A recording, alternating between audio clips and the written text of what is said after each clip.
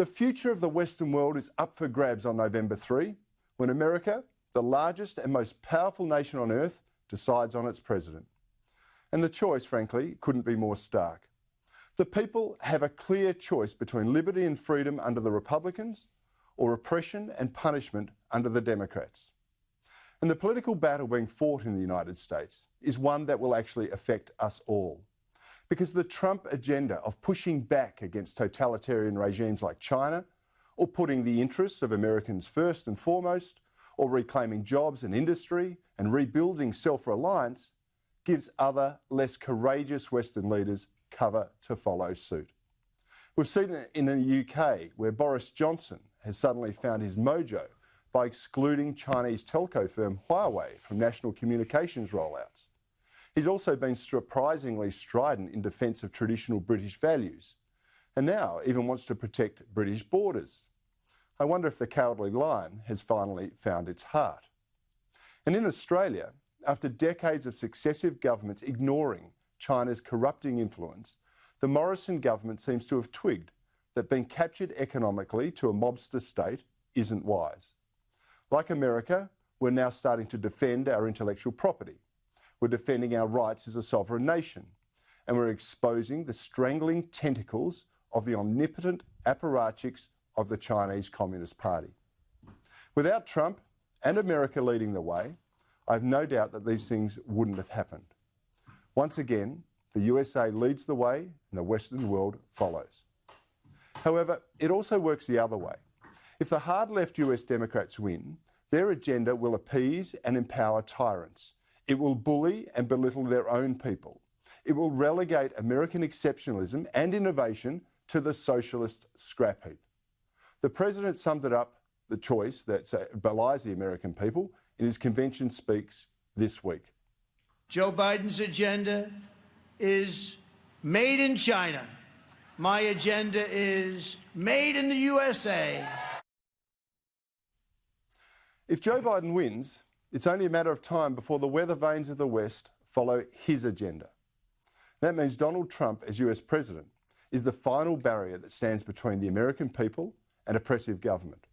And his re-election is important for the rest of us too.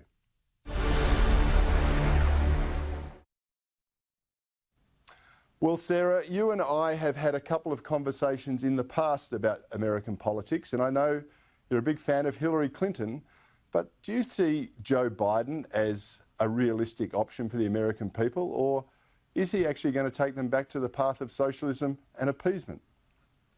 Well, I think that this is a really depressing contest coming up in November for Americans. It's two completely uninspiring, doddering old men, if you ask me. We've got Donald Trump, and look, it would be like shooting fish in a barrel for me to sit here and run through the roll call of his shortcomings as president. But likewise for Joe Biden, a deeply uninspiring person. And I think the kindest thing anyone could have said this week is that, yay for him, he actually read a speech on an auto cue without bungling his words or falling asleep. Well, we've still got a couple of months until people get to vote.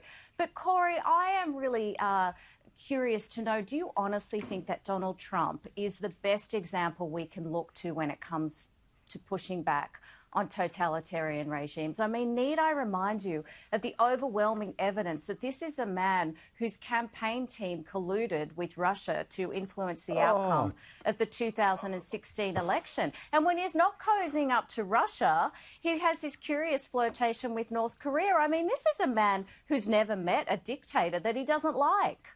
Oh, Sarah, have you been living in a fog or been like Rumpelstiltskin for the last 4 years? What we've found out is the people colluding with the Russians were the FBI and the Democrats. It had nothing to do with the Trump campaign team. It's nonsensical.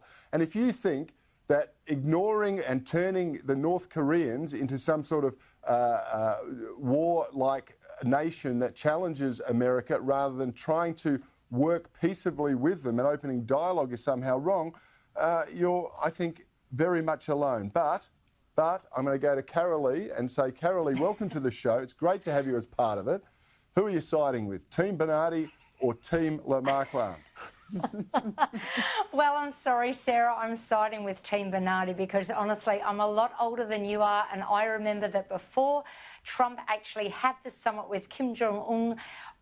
Don't forget, rockets were being fired over towards Japan. Trump was calling him Little Rocket Man.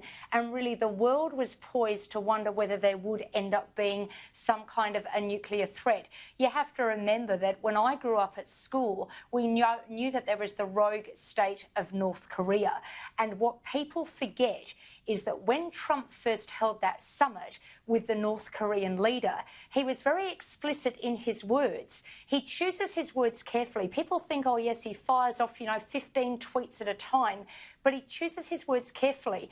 And he never actually said that there would end up being an agreement, but his achievement was actually getting the North Korean dictator to go in the train across the land and actually come to a table and talk. And I think it was 7 months before that, as I said, he called him Little Rocket Man, but they came to a table to talk. There was no promise that North Korea would stop the nuclear proliferation, but he got them to talk. I've got to also say that no matter what faults Trump may have, he was elected by the American people because Obama, Barack Obama really had let the ball drop. I mean, Hillary Clinton and Bill Clinton, come on. They had, all the Whitewater stuff and all bits and pieces. But Trump is one of the only politicians ever actually victimised for sticking to some of his actual election promises. Doesn't matter what they were. He said he wanted to build a wall. Once he started building a wall, everyone attacked him. He's actually held a lot of his promises. And yeah, as for the Russian collusion, I'm with Bernardi. I mean, that was a conspiracy between FBI and Democrats. And I really have to say that, Trump is fighting wars on all bits and pieces. He's also, and I'm happy to be corrected, he's the only United States president that has never actually taken the United States into a war. That's really interesting, actually, Carolee. Kai, as a professional media commentator and someone who believes in diversity of opinion in the media, do you think Donald Trump's got a fair deal, a raw deal, or do you think he's deliberately inflamed things over in the States? What's your take on it? I think that Donald Trump has gotten the deal that he wanted, which is probably par for the course for his history. I think he has always known that he's not going to have the support of the mainstream media, certainly outside Fox News. And that's why he turned to Twitter. I mean, he's the one who really sort of innovated that social media approach. I mean, you could argue that Barack Obama was very successful with that approach. But certainly Donald Trump realised that he could just go directly to people through that Twitter account. So, look, whether or not he's gotten a fair shake from the media, I think it's fairly clear what the partisan colours are of the different American news networks. And I think it's really sad, particularly for, say, historically respected institutions such as the New York Times and CNN, that I think once upon a time were seen and still probably are by many Americans seen as being fairly reliable and balanced in terms of the views they give. But look, I do look in terms of how the election result is going to pan out. Look, I share a little bit of Sarah's sympathies. I'm a little bit concerned that no matter who wins, we're going to see this culture of division and outrage continue, because it's not like Donald Trump. And I understand a lot of people voted for him because they were sick of the outrage politics and the political correctness. But it's not like he's really promoted a sense of nuanced political discourse himself. It's not like he's been outrage-free with his social media accounts. I'm sure I'd be surprised if anyone disagreed with that. Yeah, when you say Donald Trump, nuanced political discourse are not the words that come to mind. I agree, Kai. But can we go, let's divorce ourselves from the personalities in for a second and just have a look at the actual policies of this. I mean, Trump is someone who has looked to deregulate, to lower taxes, to return business to America, to identify and highlight the deficiencies in some of the international relationships he's had. He has been remarkably successful in that space. The Democrat agenda seems polar opposites. I mean, Joe Biden has said that they want to work out a better relationship with China, and they're not going to build a wall, they're not going to protect borders. I mean, there is a stark difference. And if we can just, Sarah, if we take away the preferred personality and the deficiencies in both of them, what do you make of the agenda that both are putting forward? Oh, look, I think it's really important that we do discuss the policy. As you say, Cory, I mean, like I say, I don't really think there's much of a personality for Biden, so I'm very happy to leave the politics of personality out of it. But I think when you characterise Biden as being, you know, the hard left Democrat, I mean, really, no, I disagree. I mean, there's people here in Australia on your side of the political divide from the National Party and the Liberal Party who are, I would say, more left than Joe Biden.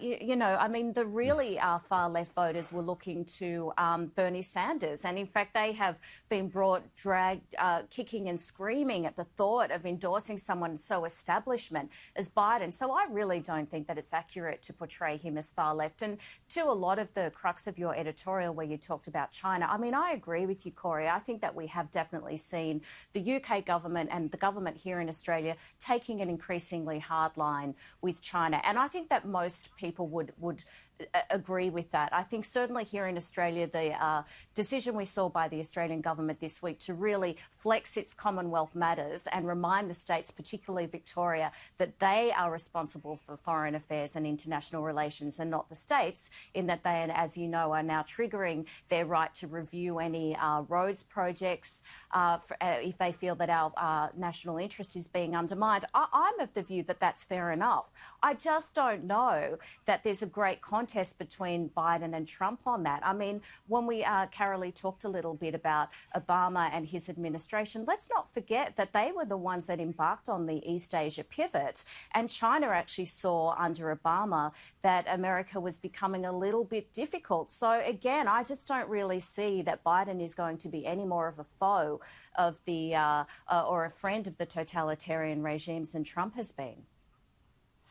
Well, that's interesting. Yeah, I mean, the Democrat policy agenda is pretty straight. They want to rebuild and reintegrate their relationship with China, and that's because I genuinely think they don't have an America First policy. And the Republican National Convention, I think, virtually summed it up when they said that the Democrats want to reshape America into something that it's never been.